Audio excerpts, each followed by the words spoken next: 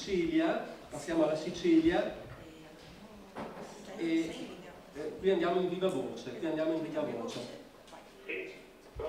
Ecco, ci sente, dottor Spalaccio, ci sente? Sì, vi sento benissimo, spero che mi sentite pure voi. Allora, dottor Spalaccio, noi siamo all'ultima regione, stiamo venendo avanti perché siamo partiti da nord e quindi ci colleghiamo con tutte le regioni e quindi se in 3 minuti riesci a farci un po' il panorama, la presentazione di come sta andando la vendemmia. Ricordo che il dottor Spalaccio è dell'Istituto Regionale Vini e Oli della Sicilia, che ho presentato in sala un momentino. Grazie, 3 minuti a disposizione. Grazie. Innanzitutto buongiorno a tutti.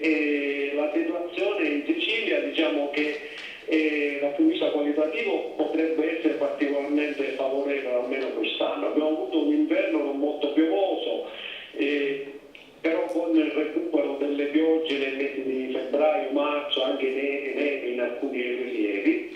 A maggio abbiamo avuto delle problematiche per quanto riguarda delle piogge che si sono verificate a fine mese, con piccoli attacchi peronosporici soprattutto sui grappoli che hanno interessato in percentuale molto bassa, il 2-3%, alcune varietà, ne notavo in maniera particolare. La problematica più grossa invece dal punto di vista sanitario si è avuta con le piogge di metà mese in giugno, un periodo abbastanza critico, anche con grandini in alcune aree abbastanza ristrette, dove però ci sono stati dei problemi per quanto riguarda la produttività.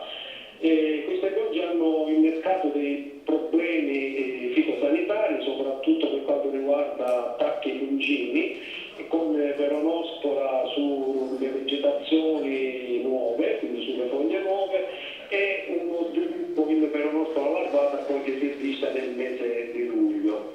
Però per fortuna in areali ben ristretti, soprattutto nelle dorsali di alcune colline interne, parlo della zona del confine tra la provincia di Palermo e di Trapani, e le piogge che si sono avute sono state ben al di sopra di quelle che sono le medie trentennali di 12 mm, abbiamo avuto piogge di circa 60 mm, quindi con situazioni molto simili a quelle del 2007.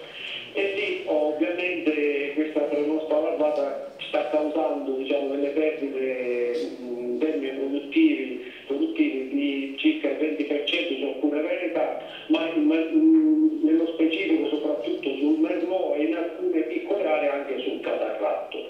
Diciamo che poi successivamente le temperature del mese di luglio sono state abbastanza favorevoli per la maturazione, non si sono avute caldi eccessivi, quindi diciamo nella norma, mai fenomeni di temperature superiori ai 35-34 gradi, che per noi sono, diciamo, la norma, quindi mai punte di 38 e di 40 gradi.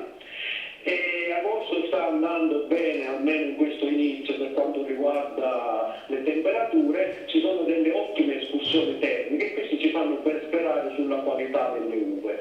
Infatti già la vendemmia è iniziata a fine luglio con il pino grigio nelle zone dell'Agrigentino, del Trapanese, dove sono maggiormente concentrate le superfici per questo vitino.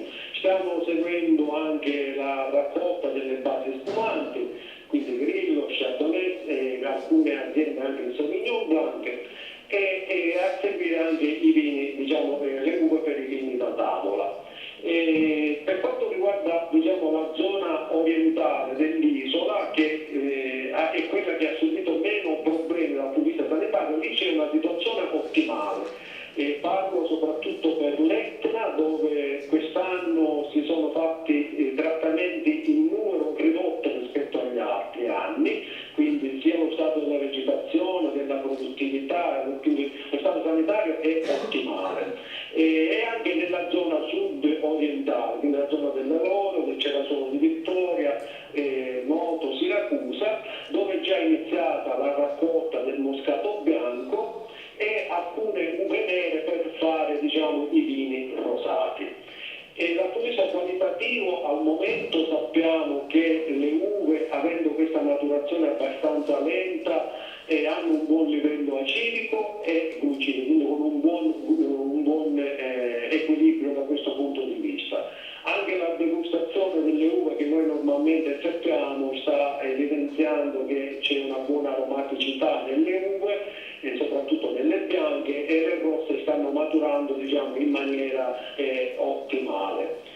Dal punto di vista della produzione possiamo dire che sicuramente la Sicilia quest'anno farà un po' meglio rispetto all'anno scorso, dove i caldi prolungati hanno un po' causato un calo produttivo non di poco conto, però leggermente inferiore alla media, diciamo, che normalmente noi abbiamo, proprio per questi attacchi peronosporici che si sono avuti non in maniera diciamo estesa, ma che hanno colpito in alcune aree in maniera un pochettino pesante. Bene. Ditemi se avete qualche domanda.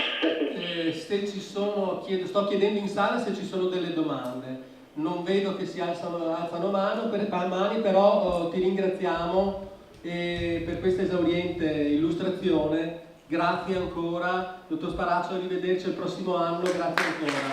Grazie a voi.